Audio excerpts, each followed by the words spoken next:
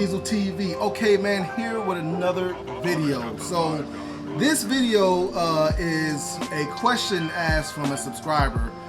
Started out as Lieutenant Hall, now it's Commander Hall. I guess he might have got a promotion or something like that, but it comes from Commander Hall, who is a loyal subscriber, been involved in my channel for a while. Commander Hall is a security officer. I can't remember exactly what state or city he is in. I've never asked him that, but I think it's in Florida if I'm not mistaken. I've seen a couple of his videos. I believe it's in Florida if I'm not mistaken.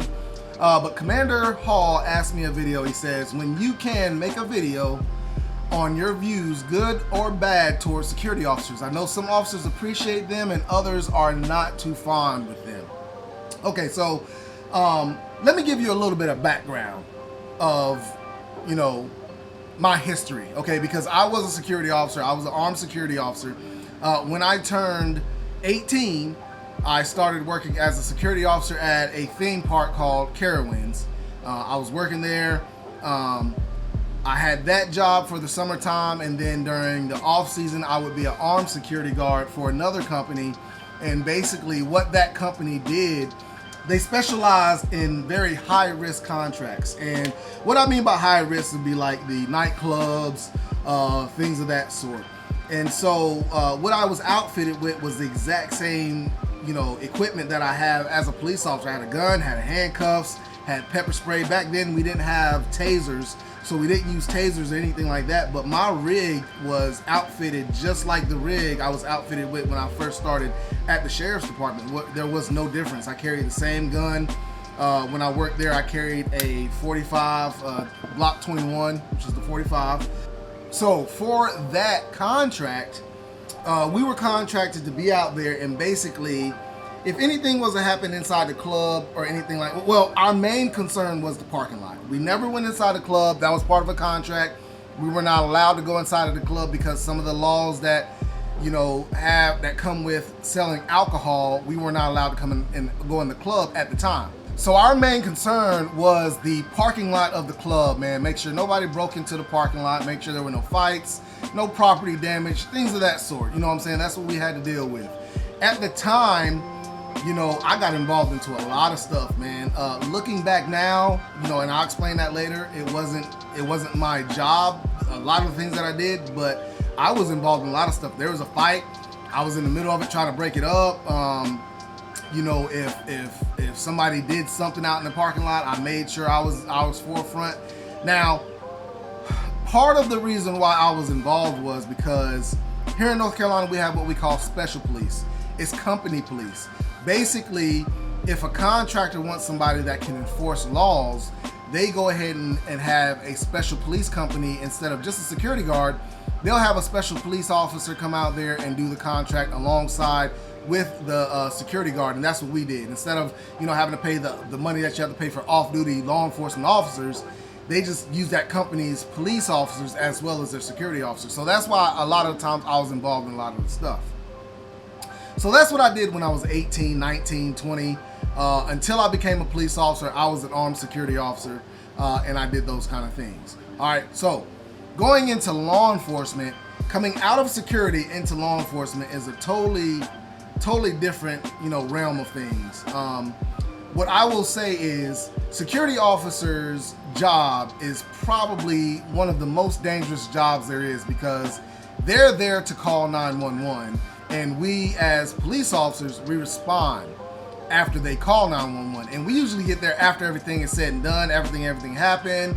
Whoever got shot, whoever got stabbed, and then we're there to do the investigation and all that stuff. Security is usually the one there seeing it happen in the middle of it and stuff like that. Now, I will say this, I feel like the reason why it's one of the dangerous jobs is because a security officer puts themselves in that position. It is not the security officer's job to be in that position. And I've been there, man. I've been there. I can't just stand. And even to this day, if I became a security guard tomorrow, I wouldn't be able to just sit there and watch somebody get hurt or get stabbed or something like that and not try to do something to intervene or to stop it or something like that. I fully get it, guys. Don't get me wrong. But that is not your job. Okay, so my feelings about security is that You know, I love security. I love why they're there. I love their purpose of being there. But I feel like security officers put themselves in positions to bring themselves harm when that is not their job. Okay, so here in North Carolina, and I'm talking about here in North Carolina, a security officer has no arrest powers.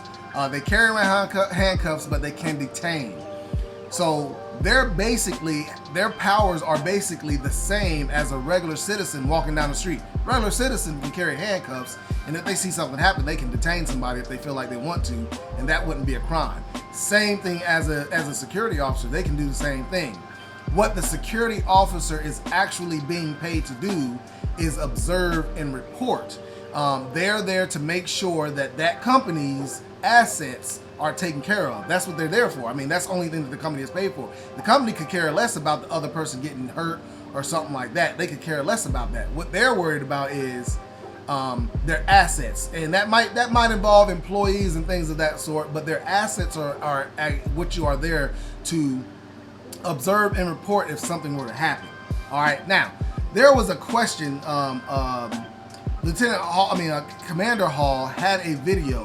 One of his recent videos was intervene or not intervene. Okay, and basically he was talking about, you know, if he sees a fight, or, you know, as a security officer, if he sees a fight go down, or if he sees a robbery go down or something like that, is he supposed to intervene or is he not supposed to intervene? And he says in the video, you know, security is there for observe and report. That is exactly what they're there for. But he's also said that he's broken up a couple fights, and I have too. I mean, I have too. He said he has his strobes on his car and his siren. Once he hits that siren, they disperse and all that stuff, you know.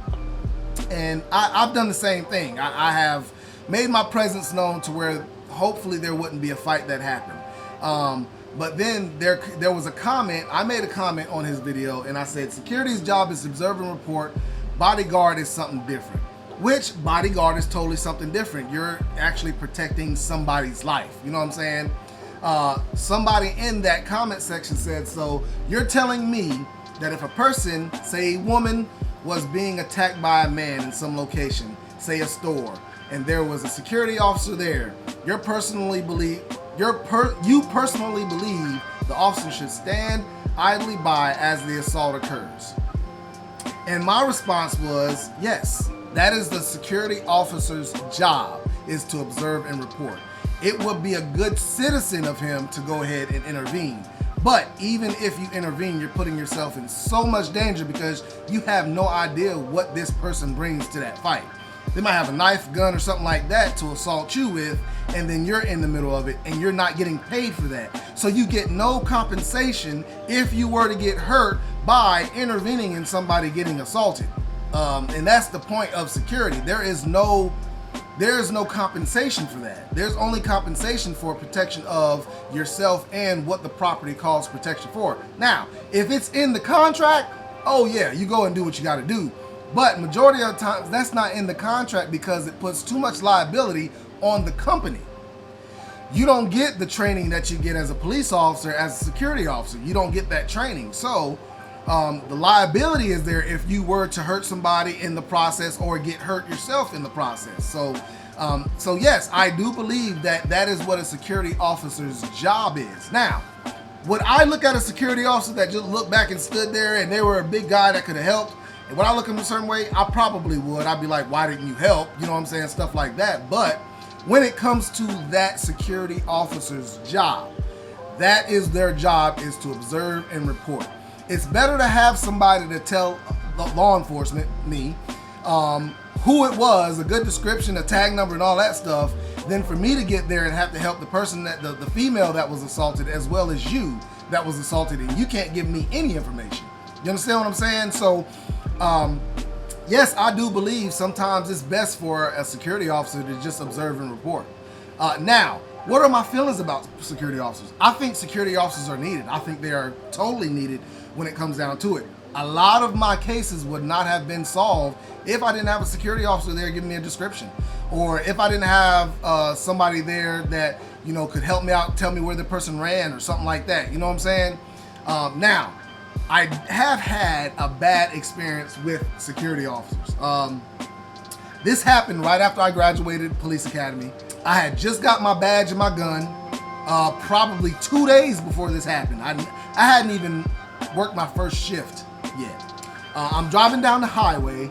I see a security guard, a security officer driving down the highway, and I'm like, okay, well, he ain't the police, so I'm gonna pass him. You know what I'm saying? You know, even if it was the police, I'm gonna pass him if he's going the speed limit or if he's going under speed limit. I mean, you know, I'm gonna pass him, whatever. But I did pass him. Now, this happened so long ago. This happened back in 2002, I think it was. No, this happened in 2005 or something like that. So I decided I was gonna go pass him. And I can't tell you exactly what speed I was going, if I was speeding or not, but that's beside the point. I go past him driving down the road, and then all of a sudden I see flashing green lights in my mirror, and I'm like, I know this security guard is not trying to pull me over. I just know this security guard is not trying to pull me over. So I'm driving. I'm like, okay, well, let me stop. He might be trying to get my attention. Something might be wrong with my car or something like that. So I pull off to the side of the road, and I get out my car, and he gets out his car, and he's like, why are you driving so fast? And I'm like, excuse me? He's like, yeah, why are you driving so fast? You're speeding. And I was like, and who are you? He's like, and he told me a company he worked for. I'm not gonna give the company or anything like that. And basically what it came down to, that guy got charged with impersonating a police officer because he actually was impersonating a police officer. I knew he wasn't a police officer or nothing like that. It was a misdemeanor, it wasn't a felony, but he still got charged with it because he's just doing too much. And those are the security officers that I don't like. I don't like the security officers that try to go far and beyond their job and try to make their job into a police job because they are not eligible to be a police officer, or they couldn't pass the test or something like that. They might have tried, or they haven't tried, they just too lazy and don't want to try. Those are the officers, the security officers I don't like, I don't get down with, man. Now, that is very few. I don't meet very many security officers like that. Usually the ones I meet are very cool. They're down to earth. You know, I get along with them very well. When we go out there, you know, we talk about certain things. I talk to them like I'm just like a regular police officer. Like I would talk to a regular police officer. It's no different. But the ones that come off like they are a police officer and they try to act like a police officer, those are the ones that I really, really do not like. And so, Commander Hall, I hope I answered your question. I hope you understand where I'm coming from. I hope your subscribers understand where I'm coming from when it comes to security officers. I have no problem with security officers when they do their job. When they go beyond that, that's what I have a problem with, when it goes beyond that. So I hope this helped you out, man. If you have any other questions, please ask me, man. We can do this. We can talk this out, and you can get my input. Now, I also want to put in here, man, this only goes for North Carolina. South Carolina has a different laws when it comes to security, and I know other states have different laws when it comes to security. So South Carolina, they have the power of arrest as a security officer. Here in North Carolina, you don't. You're just like North Carolina, a security officer is rated just like a regular citizen when it comes to enforcement or intervening in any kind of crime or anything like that. You will be held to the same standard as a regular citizen if you get involved in something and have to go to court for it. So that's what it is when it comes down to it, man. Like I said, I hope this helped you out. I hope you get the answer. I hope I answered your question. Make sure you like, make sure you subscribe to my channel, and y'all know what it is, man. I'm out.